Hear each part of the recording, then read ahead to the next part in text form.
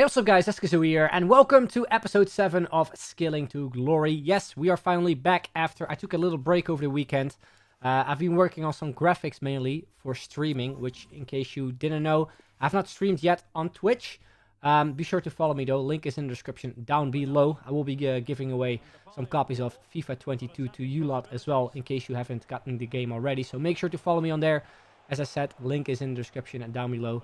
But yeah, I've been working on some graphics, so yeah, that's the reason why there were no episodes out over the weekend. In case you didn't know, I do all the editing, all the graphics, basically everything you see on my social media, as well as on my streams, as well as all the videos. Everything you see, like graphics-wise, is all done by myself.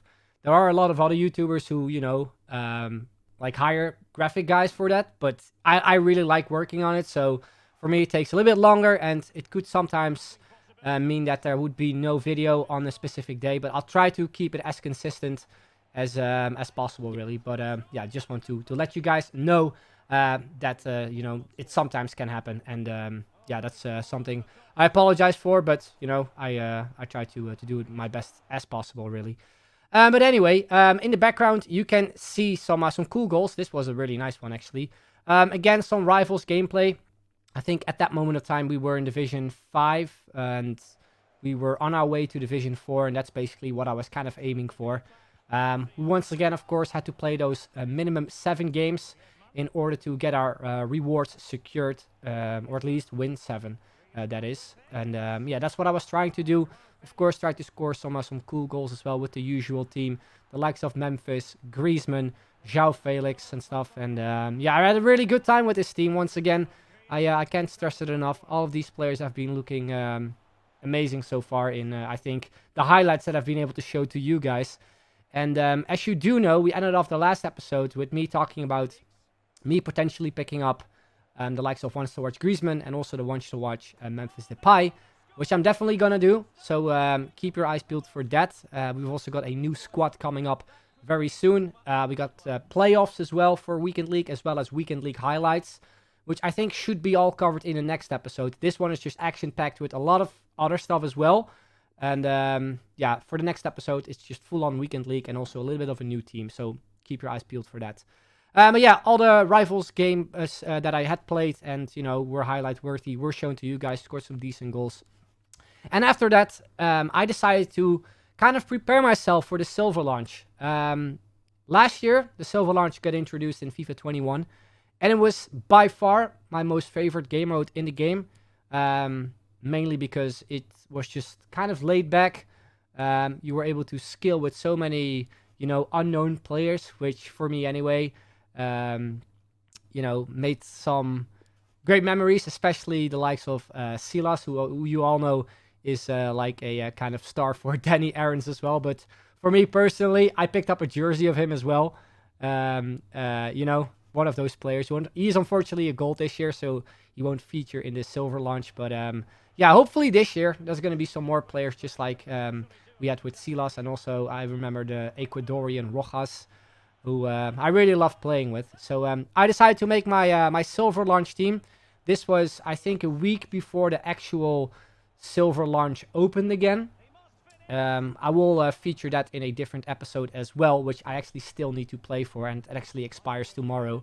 So yeah, I need to make sure that I don't forget completing him. But yeah, I decided to nonetheless play some games with this squad in just the regular friendly classic match mode.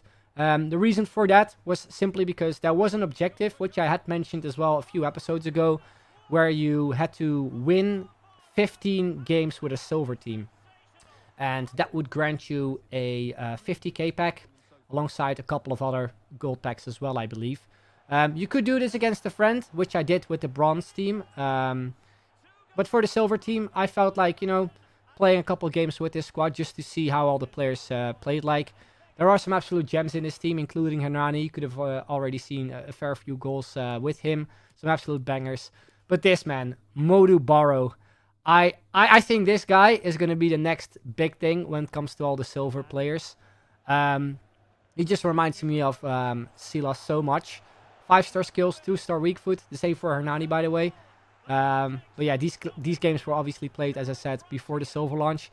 And I played against some, you know, some starter teams, some actually like weekend league ready teams with the likes of Lionel Messi, Neymar and stuff. And I still was able to kind of, you know, keep up with them. And I believe this goal was scored against a pretty decent-looking team as well, if I remember correctly. But I had a lot of fun playing with this team. It was for me just to kind of test as well to see how all these players would hold up. Barrow himself plays in the K-League. Very tricky to link up. I did decide to link him up with a Korean left back who has like 81 pace, average defending stats and physical stats. But yeah, all in all, I had a really, really good time playing with this squad. And you can see, weak foot doesn't really mean anything. 2-star weak foot and scoring a goal like that was kind of crazy. But yeah, keep your eyes peeled as well for the silver launch, which is gonna probably come in the next few days. I'm still yet to play, so hopefully we can score some cool goals in that mode as well. As I said, by far my most favorite mode. And up top we have Moreno there, which I unfortunately wasn't able to get any highlights of. But also has 5-star skills. And yeah, I'm really looking forward to see what the silver launch brings us this year. So you can see in the background that I indeed completed everything when it comes to the silver squad objective. As I said, you just had to like win 15 games. And I think you had to play like a minimum of 6 or 10 or something. And I don't know exactly what it was, but you basically just had to win 15 and then you would complete everything basically. And yeah, it's always worth doing these like easy objectives, because as I said, you could easily do this against a friend and then back out constantly. But I decided to just do it the proper way and actually play some online games. And I had a really, really good time. In some of the packs we opened, we got some alright players here. Dorian Makis. I think he was a striker last year. Looks good though. 4-star skills, 4-star weak foot, 88 pace. We also got Klaus. And then in the very next pack, we actually got a walkout in 𝐋𝐤𝐤 𝐒𝐿, who fits into our team perfectly. Is untradeable. French, of course, links up with Koundé and Kimpembe. And yeah, next to him we have Quincy Promes. A little bit of debatable player, of course, since yeah, he's actually, I think, in a sort of case. You have to look it up if you want to know more details about it. But again, unfortunately, that's what I'm interested always in, of course. 5-star skills. They downgraded him again for whatever reason. But then our final pack, we got a duplicate untradeable 𝐿kay Gundogan, 85 rated. A little bit annoying though, because I had to quick sell him. But as you do know, there is a way to recover quick sell players by actually recovering them through the web app. So that's something that I had in mind as well. We also got Rudiger and also Sané, 2 other German players who actually are pretty good. So, you know, could use them in a potential squad at some point. After that, I decided to do the weekly Marquee matchups. This was, I think, still when Team of the Week 2 was out. So, again, for you, maybe a little bit outdated. But, yeah, we completed all the squads. These were fairly easy to do. I don't think I was able to show you guys the Liverpool-Man City squad that you had to complete. I think I completed that on the web app or something. But yeah, you can see all the packs that we opened. Here, just the usual silver pack, which we didn't really get anything amazing out of. Next pack, we got 2 83 rated players in Pickford, 𝐿kay, also Ferran Torres.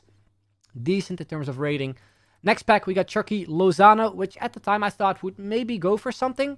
And considering he's always like a very popular player amongst, you know, people that are playing RTGs and just want fast attacking players with 4-star skills. I haven't tested him out yet this year, but he seems to be, you know, still a decent player. And then the very next pack, we actually once again got a walkout, Sergio Busquets out of all players. But the cool thing about this pack though was that the only rare player that we got from this pack was actually a walkout, so that was not too bad. And then in the very next pack, we did get 2 decent players as well in terms of rating, at least that is. And I would say Mertens is kind of usable as well. But the strange thing with Mertens is that he only goes for like, I think less than 2,000 coins. So like if you only picked up the game just recently and you're looking into like making like a team for division rivals, I think Mertens is definitely one you guys should take a look at, because every single year he's just a really good player. And I'm a bit surprised that he actually goes for not a lot of coins really. Then we got 2 more packs, which we got from playing squad battles. I don't usually play a lot of squad battles unless it's required for a specific objective, which was the case with that.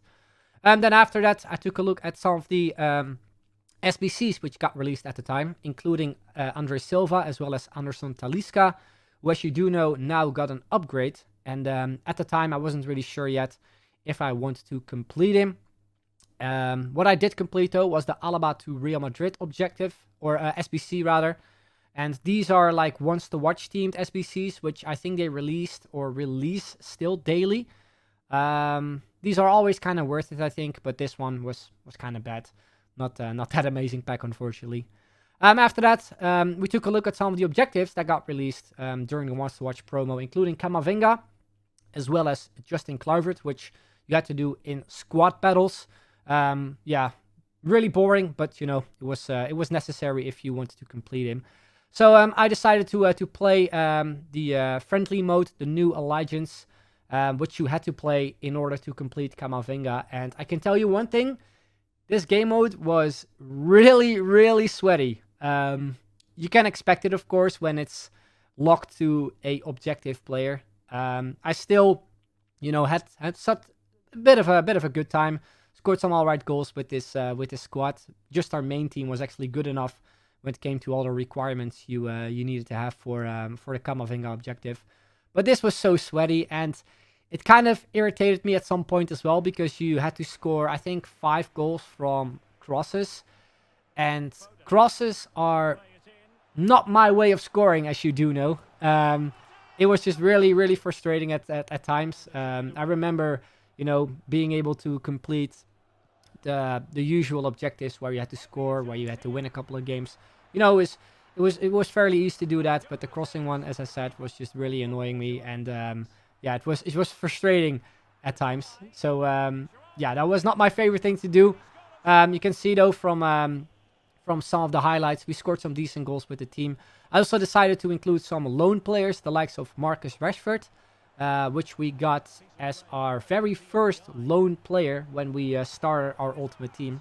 And yeah, decided to give him a few games as well, because as always with loan players, they don't take contracts, which is awesome when you play in friendlies. And he's a player I'm looking to eventually purchase as well, as he was like one of my favorite players last year. So it was for me a good reason to test him. Still played really good, so I'm probably looking into picking up Marcus Rashford at some point anyway, when we have enough coins. But once again as well, in this game mode, basically, we scored some absolute bangers with the likes of Phil Foden, Memphis, João Felix as well as Griezmann. So yeah, can't stress that enough, man. These players have been excellent for me so far, and I'm really happy that I actually played some games with these players. You also actually did see a little bit of a glimpse of Di Maria, one of the players I actually picked up as sort of an investment, alongside the likes of Luka Modric, David Alaba and stuff, because all those like high-rated players, which are like out at the moment on the market, don't really go for much, and I can see them actually going up at some point. So it's always worth kind of, you know, putting coins that you don't use into those players, because it's inevitable that they actually go up in price.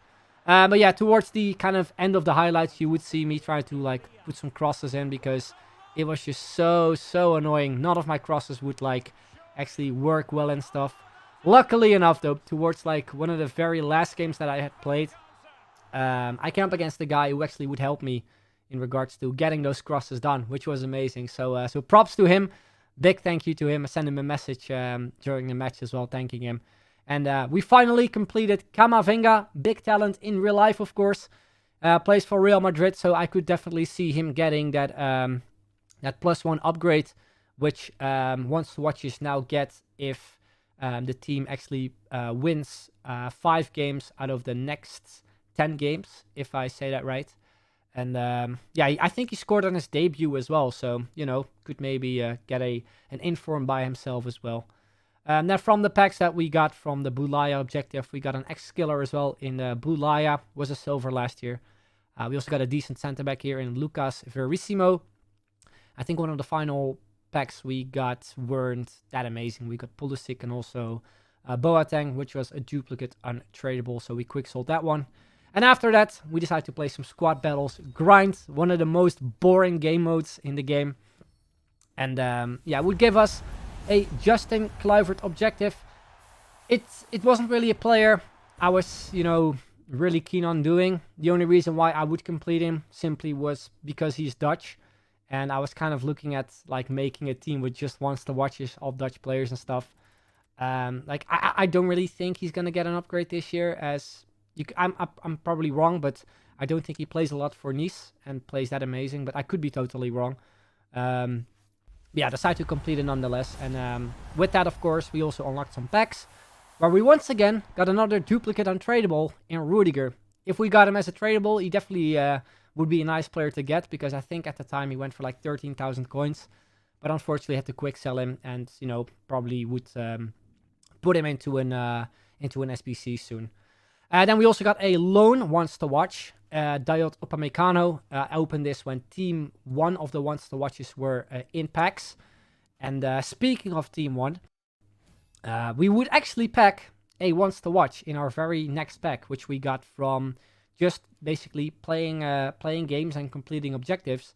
You guys won't see him as a player that would pop up straight out of the pack, but here he is, Steven Berghuis from Ajax, who obviously made the debatable transfer from Feyenoord to Ajax. I'm fairly certain he's going to get a couple of informs this year, because he's been playing excellent so far for Ajax. And he looks decent as well, you know. 4-star skills, has very good dribbling, shooting, passing, decent pace as well. So as a potential cam or something, I think he could be an ideal player. After that, we played some more like friendly games, and yeah, completed some more objectives as well. Also some milestones, some like boring kind of stadium development stuff, which I'm personally not really that interested in. I think I'm still rocking like all the default stuff that is added. I'll eventually like add some cool stuff once we get some stuff in the club that is like worth, you know, or at least looks decent. After that though, you can see that I finally got my wants to watch player pack, guaranteed player, as well as Team of the Week 1 guaranteed player, as well as I think the Mbappe ambassador thing. It was a bit of an issue for me, because when I got the game, I did get the FIFA points, which you could have seen I got again. For me, it was a little bit of an issue, because when I got the game, I didn't get the guaranteed wants to watch, nor did I get the inform, which was a bit weird. Speaking of informs, I did pick up a little bit of an investment in Serginho Dest. Picked him up for 16,500 coins, which I can see going up, and at the moment he's already going up as well, which was decent. But yeah, I basically got the FIFA points again when I told EA about my issue. So I'm not too sure what I should do with the FIFA points. I'm obviously going to spend them, but I want to know from you guys, should I just keep them for like preview packs, or should I just spend them in one go? Please let me know in the comments down below. Would be appreciated. You can see as well that we completed Anderson Talisca. Mainly did that because we had a bunch of like high-rated duplicate untradables, and yeah, decided to complete him. He eventually would get an upgrade as well, which was pretty decent. So we completed him. After that, we opened our guaranteed Team of the Week pack, where we got Diallo, who was an untradable as well. So yeah, very typical to get him. And then yeah, we also got a loan Mbappe, which is like one of the main players you get alongside one of the ambassador players, which we went once again with Heung-min Son. Could be useful for weekend league. And yeah, we unfortunately had to quick sell this Diallo, and I unfortunately wasn't able to like call him back again as well, because I ran out of all my restores basically on the web app. So yeah, he was gone forever, unfortunately. Then we also got this 75 to 83 rated pack. I'm not too sure where we got it from, probably from an objective.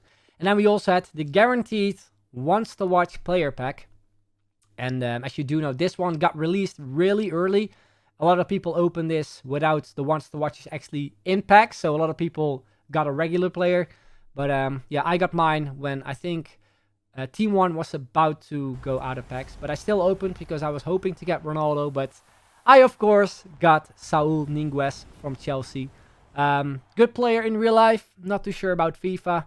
Looks alright though. Not that amazing though. I wish he had 4-star skills. Could have been decent if he gotten a few upgrades. But yeah, that was really it basically from the packs that we opened in this episode, as well as all the highlights. As I stated at the start of this episode, in the next episode, we're going to be playing some FUT Champions playoffs as well as Weekend League. So hopefully you guys are ready for that. And make sure to let me know in the comments down below as well how you got on with Weekend League over the past weekend. And yeah, let me know what rank you got, because yeah, we actually got a decent rank and some decent rewards as well from what we played over the weekend. So look out for that in the next episode. Anyway, guys, that's the end. I'd like to thank you all very much for watching, and I'll see you guys later. Bye!